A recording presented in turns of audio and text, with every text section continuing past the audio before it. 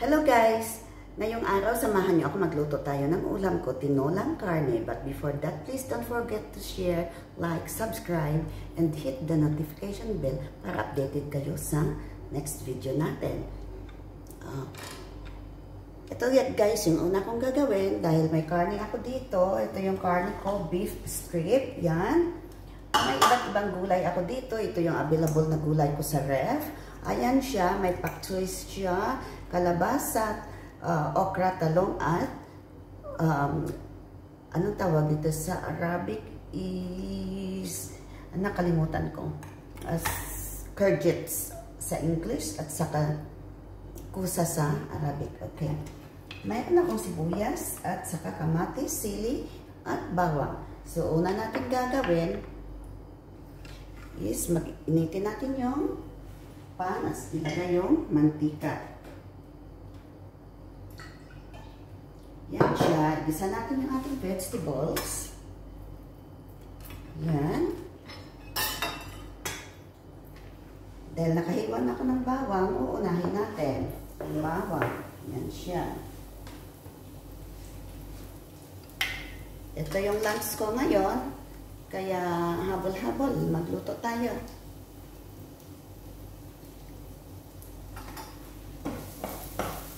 Wait natin na mag-brown siya. Saka i-add natin yung sibuyas at kamatis.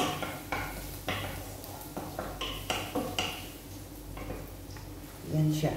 While waiting for that guys, na mag-brown siya, balatan natin yung kalabasa. Mostly, yung mga taong na rereklamo na mahirap daw balatan yung kalabasa. Pero hindi naman guys, kasi ako pag nagbalat ng kalabasa, gano'n siya. Makita niya. Yan lang siya, kadali. Itong pumpkin dito sa Middle East, medyo may katigasan siya. Pero madali lang yan. I-add natin yung sibuyas. Yan.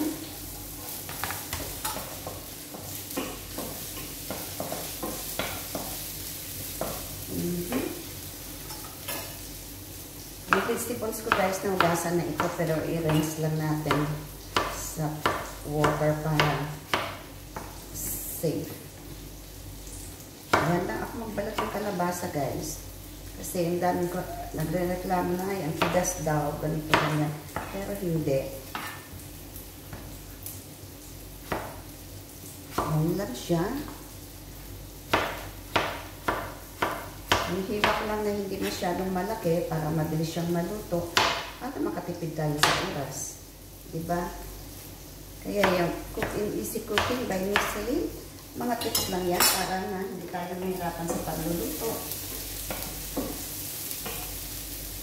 Ayan guys, ayan na. Nagisa ko lang yung sibuyas at bawang.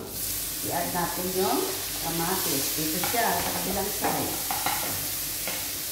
Ayan ako pag nagluto. Okay. Next natin yung talong. Dahil may talong ako dito, i-slice naman natin. At ilagay natin sa tubig. Para hindi mangitim. Kita mo ano ko lang, nangitim na siya.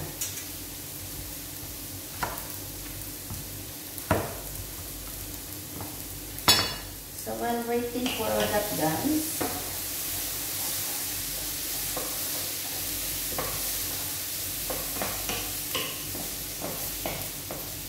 pwede na natin i-add yung dip. Ano kung karne, yan.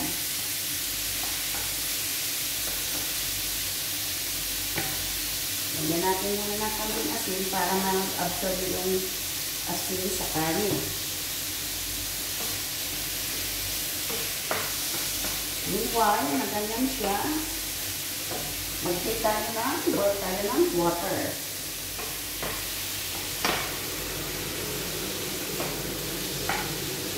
Para pag brown ang ating karne, kumukulo na yung tubig.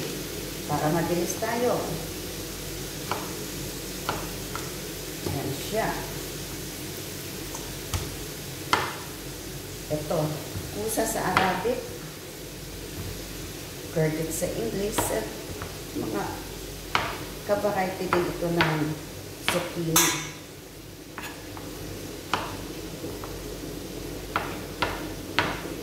Yan siya guys. Halo na natin sa kamatis at sibuyas. Yan siya.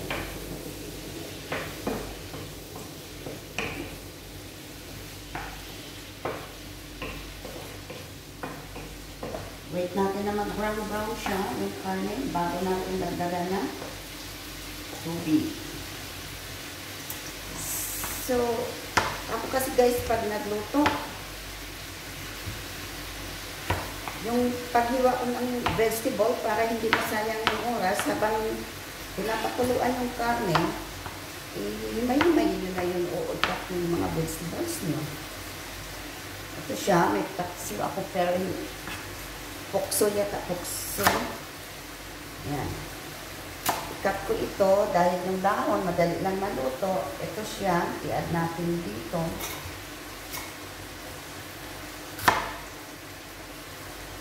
Yan siya. Tama na siguro yung talong.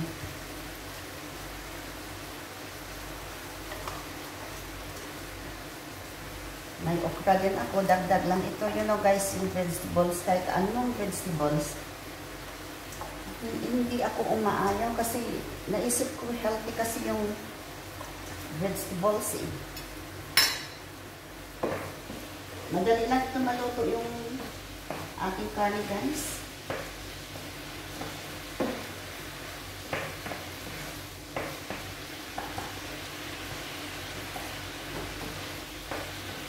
Yan siya.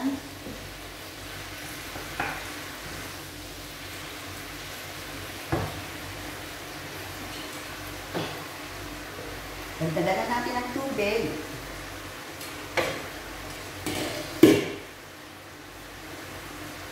I-move natin muna yung camera para makita yung ating karne. Yan siya.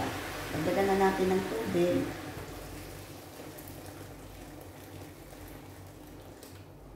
1 liter ito. 1.7. So, mahigit 1 liter na tubig. Hayaan na natin kumulo yun dyan. Habang, mga 5 minutes lang naman siguro.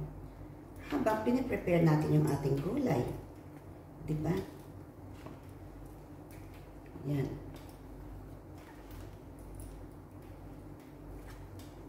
Itong talong at kalabasa, pwede na ito isabay. Kasi maliliit yung hiwa ko ng kalabasa.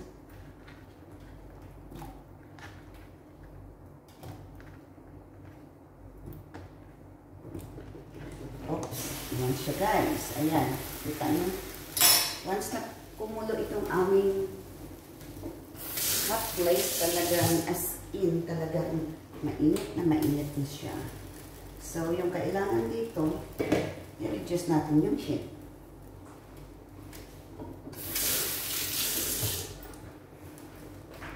Pakuluan lang natin ng mga 5 minutes. Pwede na yan. Habang nililinis natin yung ating okra. Ako basta ano yung available na vegetables dyan sa ref, ginagamit ko. Ayaw ko masayang. Meron pa akong ganito, sana ganyan guys. Ito, ano bang Tagalog dito? Kaso nasira na siya. Ayan o. Yan. Nasira na siya. Ilang araw pa lang. Nung Friday lang ito, binili ko, nasira na. Gusto ko itong vegetables na ito, pero wala na siya. Kaya itapon ko na yun.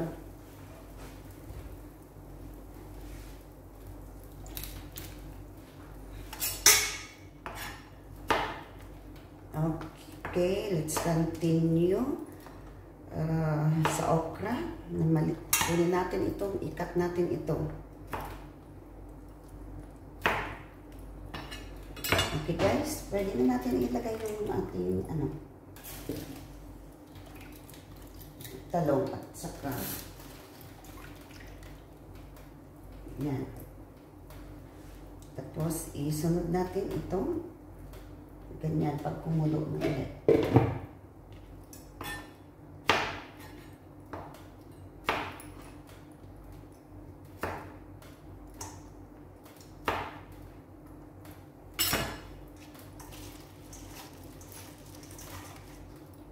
Yan lang guys, kadali. Pag nalunod mo yan lahat-lahat, pag kumulo yan at mag-half cook yung kalabasa, pwede na natin ito idagdag. Hindi naman matagal itong lutuin. Mabilis lang yan. Pagkatapos guys, ang dami kong gulay. Hindi ko ito guys maubos. Hindi ko yan maubos, pero dinidivide ko ito sa container at ilagay sa ref. Tapos pag masyadong marami na siya, nilalagay ko siya sa freezer. Para ikaw wala akong ulam, may madampot ako sa freezer, i-defrost ko na lang siya. At saka i-microwave. Yun. Solve na ako, hindi na ako mag-problema sa aking pang-ulam. Tingnan natin yung talong guys. Yan, mga 5 minutes siguro. Dagdagan natin ng asin.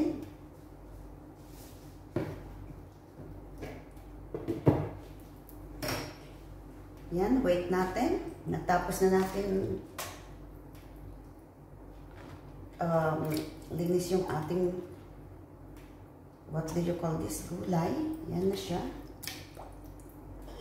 Ipit natin ito.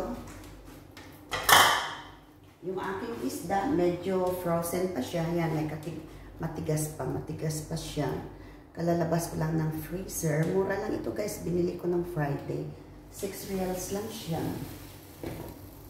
Kaya, ito, dalawang hiwa ito, malalaki. Tapos ito, oh, biro mo may 6 reals ka, may isda ka na.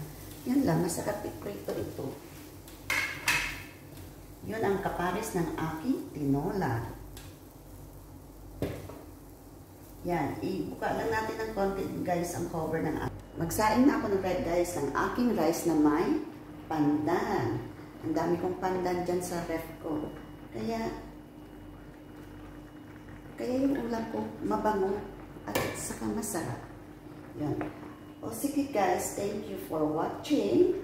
And sana nakatulong itong idea sa inyo. Pag magtula kayo, kung nahihilo kayo, kung anong ilagay nyo sa karne nyo, sundin nyo lang ito. Ayan siya guys, is off ko na yung apoy, pero kumukulo pa yan. Yan. Yan yung tinola ni Miss Celine. Tinolang karne, may kalabasa, courgettes, uksoy, may okra po at saka talong. Yun. Yan, ayaw natin ma-overcook yung ating gulay, kaya na-off ko na yung apoy, pero kumukulo pa din. So guys, thank you for watching. This is Miss Celine. Sana huwag kayong magsawa sa pagpanood ng ating video at yung ating channel. Paki-subscribe na din. Salamat sa inyo guys. Thank you so much. Kain tayo.